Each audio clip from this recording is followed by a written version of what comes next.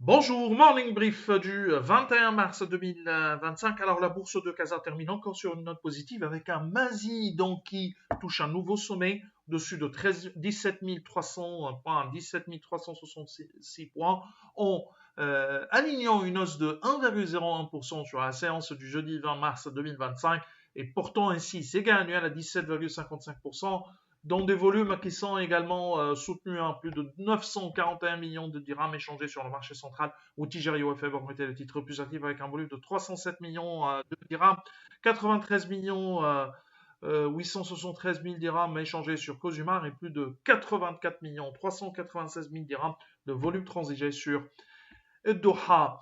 Pour ce qui est des principaux écarts de la journée, on a un stock VIX nord-afrique qui monte de 9,99%, Doha qui reprend 9,99%, Colorado avance de 9,98%, Sonacid monte encore de 7,77% et 7,59% de hausse pour Wafé Assurance. Côté baisse, on a Feni Brossette qui recule de 6,24%, Stroke Industries cède 5,97%, Involis lâche 4,36%, un repli de 4,29% pour CDM et Banima qui perd 3,93%. Alors on a Lafarge qui a annoncé des résultats légèrement supérieurs à nos attentes, hein, avec un chiffre d'affaires qui est en légère baisse de 0,7%, mais un résultat net en progression de 18% à 1 milliard 826 millions de dirhams contre 1 milliard 762 millions de dirhams attendus par Alpha Mena. Résultat d'exploitation qui était également en hausse de 10,6% à 3 milliards 294 millions de dirhams grâce à l'évolution, donc à un contexte coût favorable, l'évolution favorable des coûts de production. Alors, l'autre élément important, c'est que le dividende a été également revu à la hausse à 70 dirhams contre un dividende de 66 dirhams au titre de l'exercice 2023.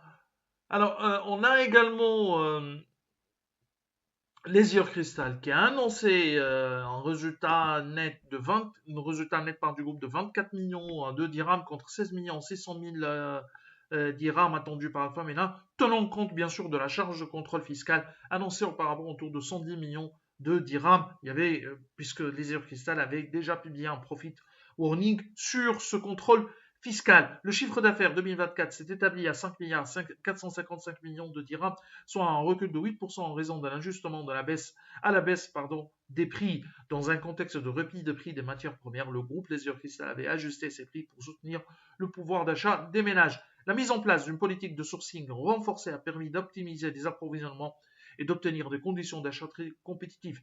Cette stratégie, couplée à une rationalisation des coûts, a favorisé une nette progression de la rentabilité opérationnelle. D'ailleurs, le résultat d'exploitation se situe à 334 millions de dirhams contre 74 millions de dirhams en 2023. Le conseil d'administration propose également une hausse de dividende à 3 dirhams par action contre 2 dirhams au titre de l'exercice 2023. C'est tout ce qu'on a pour ce matin. Nous remercions pour votre attention. On vous donne rendez-vous pour lundi prochain. Vous souhaitez un bon week-end. Au revoir.